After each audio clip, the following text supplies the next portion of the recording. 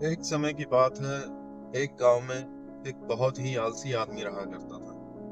वो हमेशा चाहता था कि उसे बिना काम किए खाना खाने को मिल जाए। एक बार वो एक सेबों के खेतों में गया और वहां से सेब तोड़ने लगा। उसी वक्त वहां पे एक किसान आया और उसकी तरफ भागा।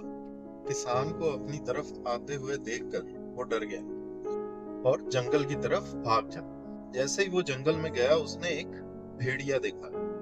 उस भेड़िए के सिर्फ दो लाते थे। उस भेड़िए को देख के वो सोचने लगा कि ये भेड़िया जिंदा कैसे है।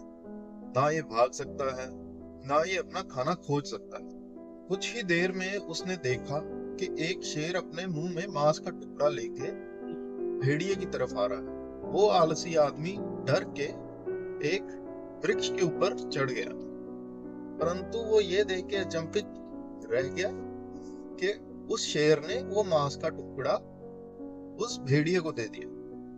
ये देख के वो खुश भी बहुत हुआ, क्योंकि उसके दिमाग में आया कि भगवान हर एक सृजन के लिए कुछ ना कुछ सोच के रखता, तो शायद उसके लिए भी कुछ सोच के रखा हो। इसीलिए वो वहीं पे ये सोच के बैठा रहा कि भगवान ने उसके लिए भी कुछ सोच रखा होगा और उसके लिए भी खाना भेजेंगे। पर 2 दिन बीत गए और कोई भी नहीं आया। तीसरे दिन उसे वहां से जाते हुए एक साधु मिले।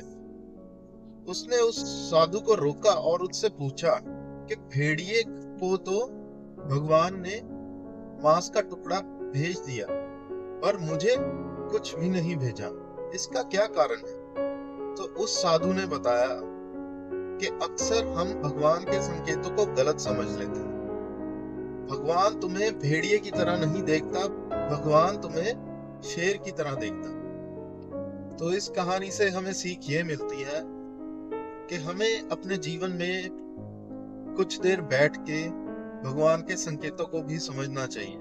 क्या हम वो संकेत सही समझे हैं और क्या हम उन संकेतों को गलत समझे।